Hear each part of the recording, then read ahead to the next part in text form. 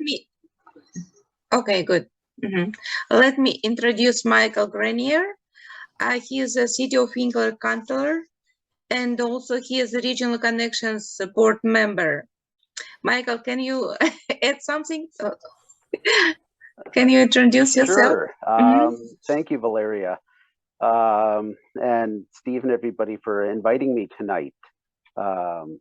Like you mentioned, I'm chairperson for Regional Connections Board and City Councillor. I've been on council for 2 terms and hoping for a 3rd term later this month. Outside of that, I stay busy at Crocus Real Estate, and I've got a wife and 2 kids in grade 6 and grade 3, and they also like to keep me busy. Good. Michael, how long have you been a councillor, City of Winkler councillor? I've been a councillor for the City of Winkler for 8 years this month. So 2 terms. Okay. Yeah. Can you let us know how many councillors do we have in City of Winkler? So the City of Winkler, there is 6 elected councillors and the mayor. So there's 7 of us that are elected every 4 years. And unlike Winnipeg or other bigger cities where they go by what they call wards or parts of the city, Winkler is just the community at whole. So you could have, for example, in Pine Ridge, you have Henry Siemens, Andrew Fraze, and Martin Harder all in one neighborhood. So yeah, we don't have wards here, but yeah, there's 6 councillors and 1 mayor, all elected. Okay, for our participants, if you'd like to ask a question, you can use hand up sign here on the bottom line under reactions, and we will see that you have a question. In this case, we just let you ask your question. And another question for Michael. Can you tell us about councillors' duties and responsibilities? Yeah, definitely. I guess the simplest explanation, the 6 councillors and mayor are elected by the residents of Winkler to represent them. So our role is to meet with provincial government, sometimes with other communities in the region, to set policies for the city. What else? A lot of this unexciting stuff, really. But yeah, ultimately we represent the residents and the taxpayers in Winkler, to be their voice, in this case with, say, immigration, to understand some of the needs with transportation, housing. We can't do that ourselves, so then to get the federal or provincial government involved. Michael, do you have meetings when you can talk to community members, or how they can contact you if they have some questions? Or Right. Yeah, all of our meetings are open to the public, and they are on the 2nd and 4th Tuesday of each month. And so they're at the City Hall at 6:30 p.m. They run anywhere from a half hour to sometimes 3 hours in the evening. There's also committee meetings that happen often in the morning, but sometimes at different parts during the day. Outside of that, we're all very accessible: email, telephone, so a phone call or a text. We are, yeah, we are, as elected representatives, we are accessible to anybody in the community. So even if it was, 7 in the morning while I'm drinking my coffee, or 10 o'clock and I'm watching some sports highlights before going to bed, definitely we're accessible for a phone call and email. we're really just like anybody else in that regard. Mhm. Yeah. And it's interesting. What um, what what questions people ask you when they call in the morning or in the evening? What do they usually ask you? A lot of the questions, they'll have questions sometimes in winter about snow removal, wondering if we know when their street's going to get cleaned. Mhm. We don't know that exactly. We know that when there's a snowstorm, we try to clean everything up within one day, Mhm. but we don't know when each street's going to get cleaned. Or sometimes we'll have a complaint about if it's a neighbor's dog that's noisy. If there's a street, like right now, let's say Northlands Parkway, where there's lots of speeding because there's a stretch without any residential housing, those kind of complaints. And then we just direct it to the right people.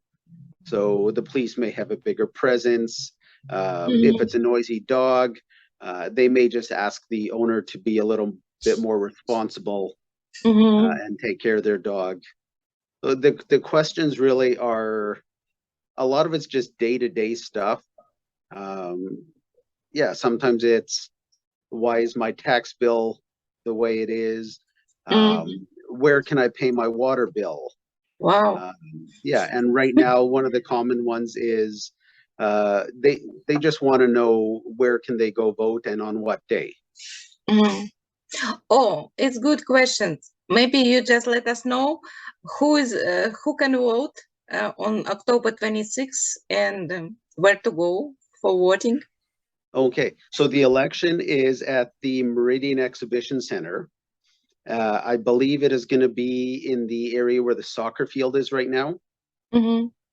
And so, yeah, October 26th from 8 a.m. to 8 p.m. I believe you have to be a Canadian citizen to vote. Mm-hmm. So, yeah, that's a Canadian citizen, and for municipal elections, a resident or a taxpayer in Winkler as well. Mm-hmm. You have to be a resident of Winkler, yeah?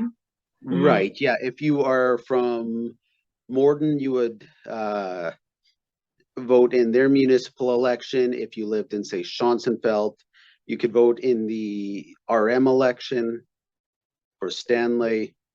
So yeah, you have to be a taxpayer or a resident of Winkler. Mm-hmm. So it means we just have to come at this date to the exhibition place and bring our IDs. Yeah, you'll want to bring residency your ID. to prove our residency. Mm-hmm. Yeah, they want to verify that you live at the address, especially if you are a newer resident. Sometimes you're not on the voter list and they just need proof that you have a Winkler mailing address in that case. Mm-hmm. Okay. And can you tell us about October 17th event next Monday? What do we have? Yes, Monday. That is, it's going to be maybe a fun evening, a stressful evening for me. Oh, yeah. That is the candidates forum. Mm-hmm. That is, you can show up. It's the 17th from 7 o'clock to 9 o'clock roughly in the evening at the concert hall on 8th Street. It's an opportunity to hear all of the candidates. They're a little bit about their platform. There's questions. You can either email the Chamber of Commerce in advance your questions, or they'll have a chance there as well. If you have a question, you can submit that to the moderator for review, and they'll ask that question there as well. Mm-hmm. That to show up in person, they request that you be a resident or taxpayer of Winkler as well. And it is also being live streamed on the City of Winkler's YouTube channel. Mm-hmm. And that is obviously accessible to anybody who's interested in watching it. Michael, do you know how many candidates do we have? There is 2 candidates for the mayoral position, Mm-hmm. and there is 13 for the 6 councillor positions. So that number's a little bit higher than recent history, Normally, there's been 9 or 10 candidates for council. So there's been definitely an increase in interest this election. Okay, and all of those candidates from Winkler, yeah? This Yes, supposed to yeah, be. they're all residents of Winkler. I've had the chance to meet and visit almost all of them, I think, at this point. So it's been a good experience just getting to talk to different candidates, even one-on-one, and understanding why they chose to run for city council also. Mhm. It's interesting how you became a councillor. How I became a councillor. Yeah. Actually, the first time I ran for city council was in 2010, and I was not successful in being elected that time. Mhm. One of the big factors for me then was, let me see here, 2010, I would have been 34, and just feeling like there wasn't very good representation and input from that demographic of families, parents with kids, parents that at that point I had just been married. I felt like everybody at city council was significantly older and was more concerned about that demographic naturally. So I wanted to have a different perspective. And so 4 years later, 2014, I ran for city council again. That time I was successful, and it was great because there was also 3 other candidates that ran that were a similar age to me. So seeing better representation than just what I felt was men that were 50 and 60 years old. Yes, if we go to a City of Winkler website, we can see all pictures of all councillors, and I see younger people. Yeah, it's interesting from 2010 until now. Obviously, that's 12 years, so I'm in my mid-40s now. But again, seeing probably half the council candidates are probably 45 or younger. So a nice cross-section of ages, of I think backgrounds as well. The one disappointing thing I think was, especially with 13 candidates, having Councillor Karina Bickert there right now. Next term, unfortunately, we're not going to have a female around the table, so all 13 candidates are men. I'm just wondering, before, did we have any female councillors?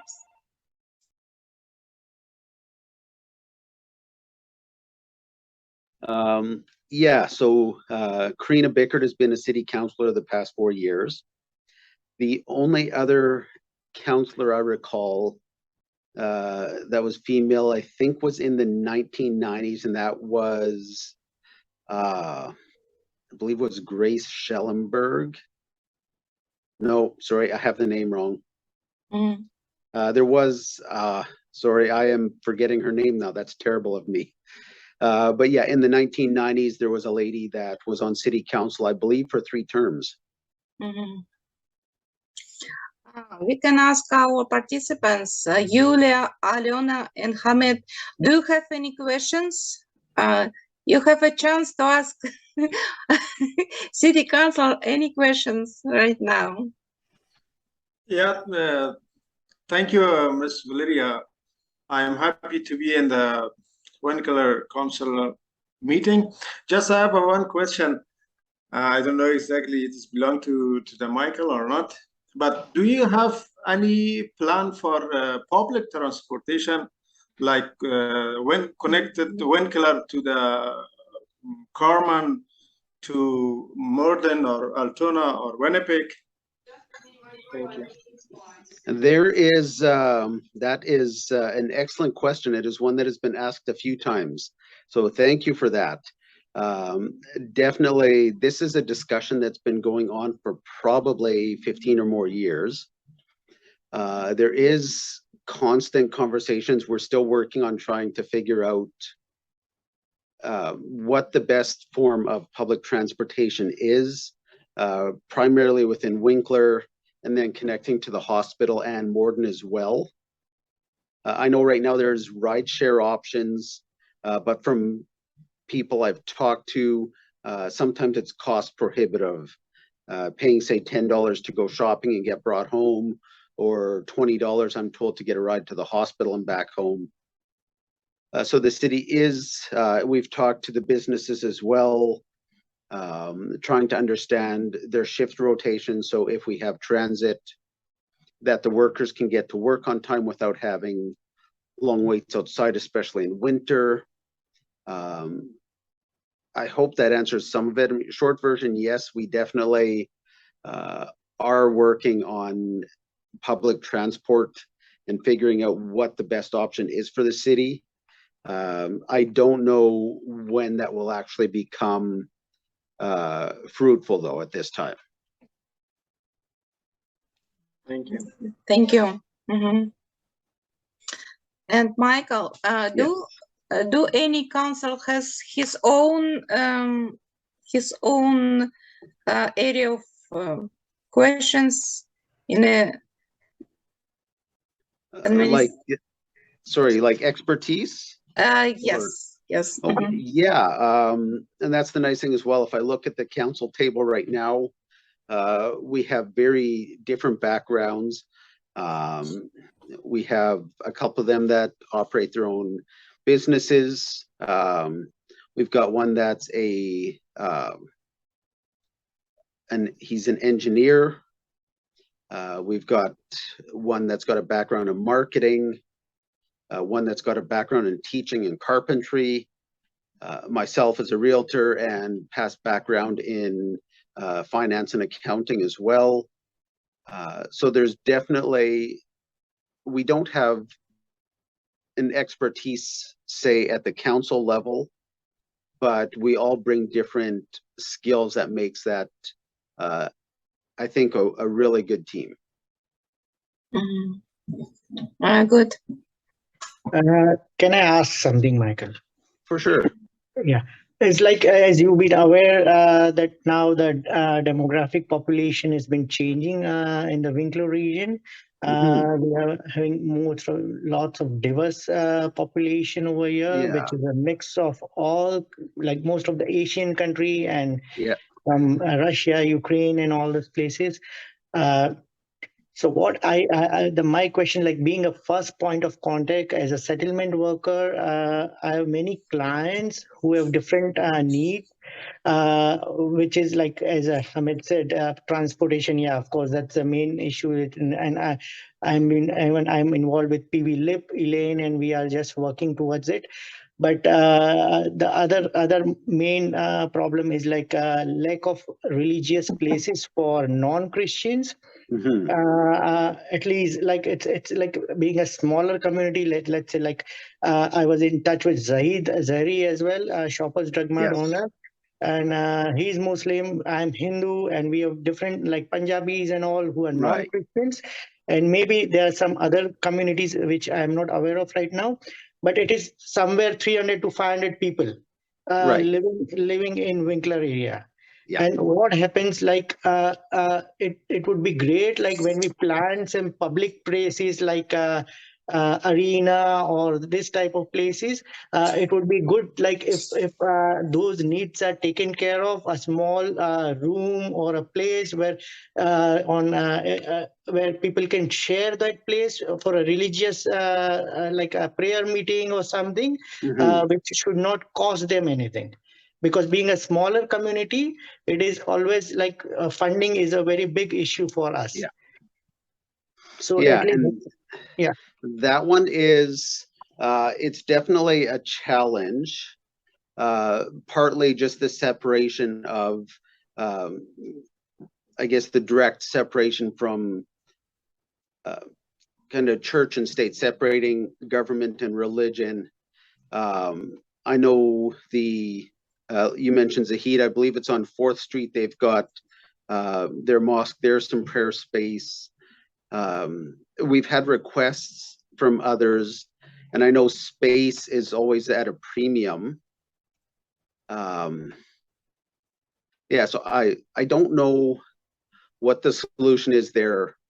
I know in, say, the Meridian Exhibition Center, to offer free space there for prayer rooms or anything for any faith makes it difficult just because the exhibition center was a costly building. So trying to recover the cost of that any way we can. And yeah, it's a tough one to answer. I don't. Yeah, I know do the churches understand that, your.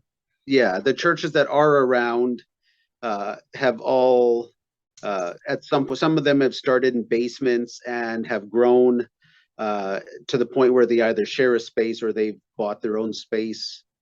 Some of the smaller groups will still meet in homes or in the concert hall or school gyms if they're available.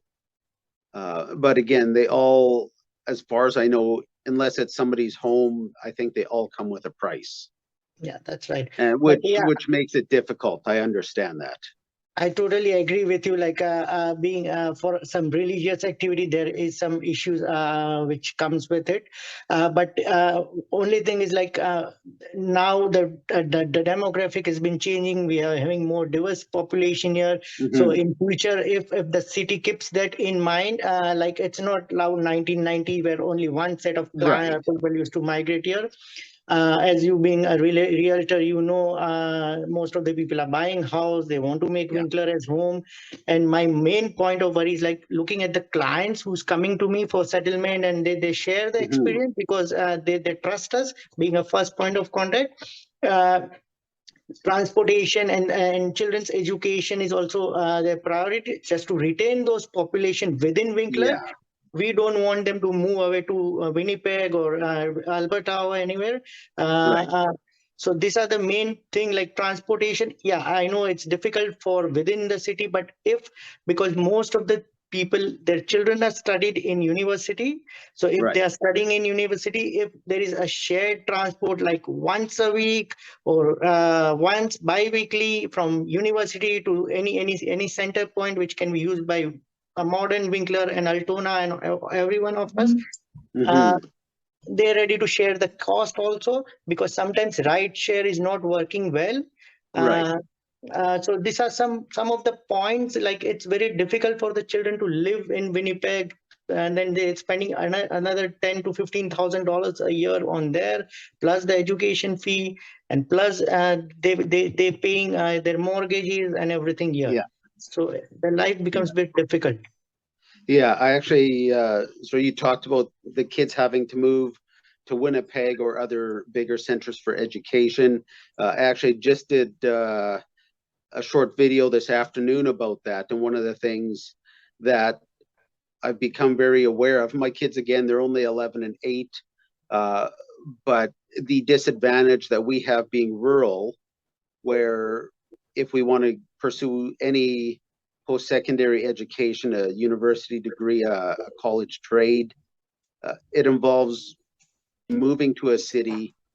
The cost of, like you said, rent and everything else on top of tuition definitely puts rural Manitoba at a disadvantage compared to Winnipeg. And it's one of the things I would love to see the city continue to discuss with the province, with the school board, and the universities and colleges, as well as getting more of these programs here to give Winkler more opportunities to study while they're still at home and save themselves thousands every year for having to rent.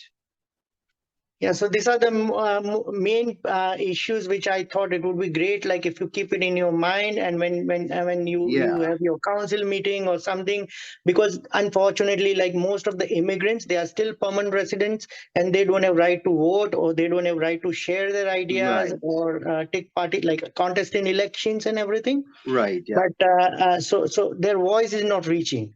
So like what happens, like most of the clients, they want their child, they're coming here for children's education. Like myself, I moved from Mumbai to Winkler for my children's education.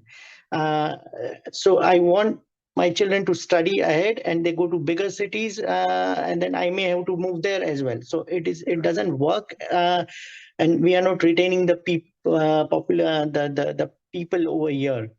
And Yeah. another point I would like to address is like it would be nice, like we have open immigration program with like how City of Modern has got that modern immigration program. Currently, like many clients, they come to me and they ask, why don't we have any open immigration program for everyone? Like if someone wants to come to Winkler, like if you want to sponsor a family, or my brother wants to come, so on like it is easier if I'm living in Modern, and if I'm sponsoring someone, then it is easier for them to come. But if I'm living in Winkler, then Modern immigration doesn't allow me to do that. Okay. Yeah. Yeah, I know Morden definitely has a unique program that Winkler lacks. I'm trying to think of the name there. Mark Sawatsky is the executive director for Winkler. It's economic development and immigration. I can't think of the exact name, but that's one of the roles that he's been tasked with, is improving the immigration process to Winkler, understanding that Morden definitely has some unique benefits that we lack. So these were my thoughts. Yeah, So, I appreciate that. That's those are really good. I tried to write down some of those thoughts there as you were saying them, and yeah, hopefully I gave some insight into that and helped out. Thank you for that. Oh, thank you for the questions. I appreciate it. Michael, how often do we have municipal elections? The elections are scheduled every 4 years. Every 4 years. Yeah, every 4 years, and it is the last, I believe it's always the last Wednesday of October. Oh, okay. Yeah. So can we invite everybody to join candidate forum on Monday, October 17th, or it's they have to call before or book a... No, definitely it is open. If you want to attend in person, the doors open at 6:15. The event itself starts at 7. I think the concert hall seats about 500 people. There's also a couple locations that are doing kind of a group watch party as well. I know Buhler Active Living Center is doing one there for their residents. And I'm not sure if might be something I could talk to Steve about, if Regional Connections had the space, if they wanted to do a watch party on the YouTube channel for those that weren't able to be there in person. But yeah, anyways, it's open to anybody from Winkler that wants to watch it. Yeah, 7 o'clock to 9 o'clock. The doors open at 6:15. It should be pretty full, so I would say don't wait till 7 o'clock to get there. Do we need to bring piece of ID to show that we are from Winkler, or they just let us? I would say it wouldn't hurt to have ID with you just in case. I don't know how much they are going to enforce. The notice says they want it to be for Winkler residents and Winkler residents only. But again, I don't know if they're going to enforce it or to what extent, but it wouldn't hurt to bring your identification just to be on the safe side. Okay. Steve, do you have any questions? I don't think so. That's very good. I put a couple links in the chat as well while you were talking. If everybody saw those, Michael mentioned the council meetings and videos and information. The council meetings is there. The members and their phone numbers, like he said, it's very local and still a smaller city. So people do call their councillor and talk to councillors when they see them around town. And you can talk to people anytime like that. And all that election information about the concert hall on the YouTube channel and the ID and everything is on there too. So there's very good information on the city website for those topics. Yeah, like you were talking about our accessibility, and I was just thinking, I frequently when I'm going grocery shopping, and it's one of those things that I personally like because it's just that accessibility that I can be there picking up a bundle of bananas or a loaf of bread, and it's not uncommon for somebody to approach me and have a question there, or sometimes it's just a simple thank you, but that interaction there, that we are very accessible. We're not on the same level as like the premier or the prime minister. We are very kind of the grassroots. We're right there in the municipality with everyone else. I think that's important to representation as well, that yeah, we're there, we work with a lot of them. We live down the street from everyone, and we're not all on our hilltop there. Michael, did you want to talk a little bit about zoning? That's a big municipal responsibility, right? Planning. Oh, yeah, future absolutely. Growth of the city and what that looks like. So we've got a top-notch planning and engineering department. And one of the big tasks that they have, the stuff that doesn't really get anyone's attention until it goes bad, but the roads, the water, the sewer, they take care of all of that, and obviously those things have a cost. So when we do developments in the city, naturally we want to be efficient with those costs. So we wouldn't want to say put a development, if Winkler was 2 miles to the north, we wouldn't start a development there just for the sake of it, because it would be counterproductive to efficient tax use. But yeah, so our planning department, they take care of the zoning, as well as, yeah, the streets and everything, the sewer, water. The one thing we've done this year to make zoning easier and trying to, I guess, alleviate some of the affordability concerns with housing, we've simply streamlined. There used to be, I think, 6 different residential zonings in Winkler, and now there's 3. So R1 is anything a duplex or a single family home. So it's a lot easier for somebody to say have their parents or their in-laws living with them in a proper suite without having to go through all the applications. And then there's, I guess, kind of small multifamily up to, I think it's 6 units. So a small apartment block or condo. And then there's the R3 zoning, which is the bigger apartment blocks and condos. So that's another thing. And it's just part of, again, planning the community efficiently. We've seen a lot more mixed use neighborhoods.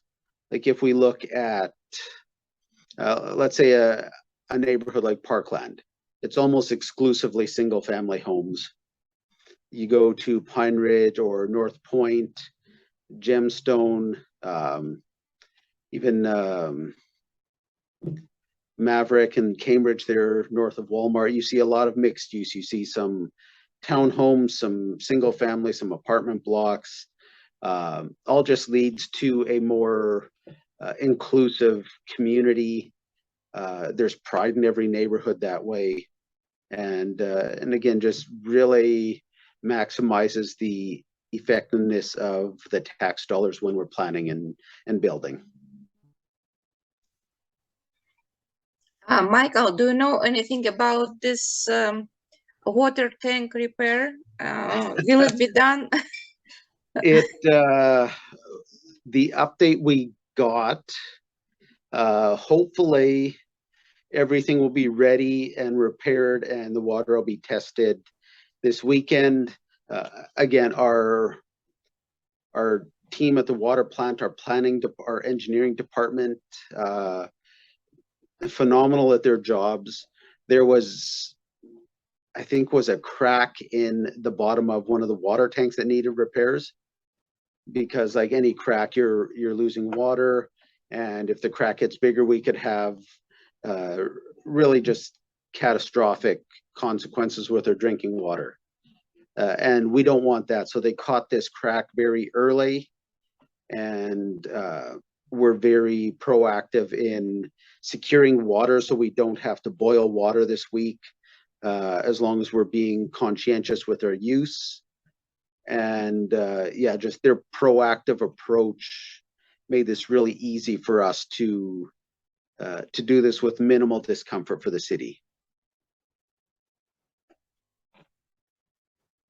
So hopefully by Saturday, Sunday, yeah, hopefully this weekend everything's back to normal, because I really don't want to have to go to this all candidates forum Monday night without having showered before.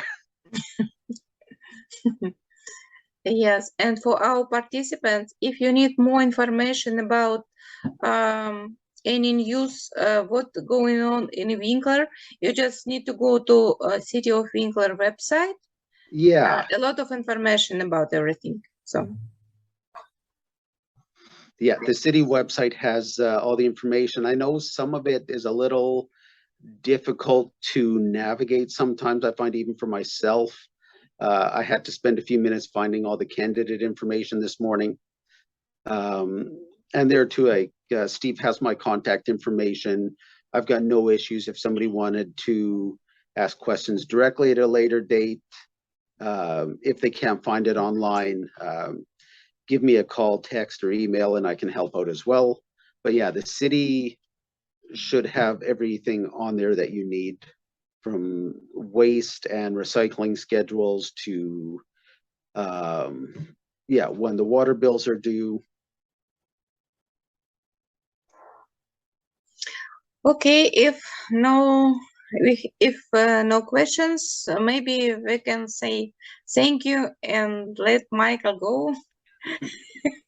Thank you, Yes. Michael. You guys been doing an awesome job, and we appreciate your we wish you all the best to you and your team.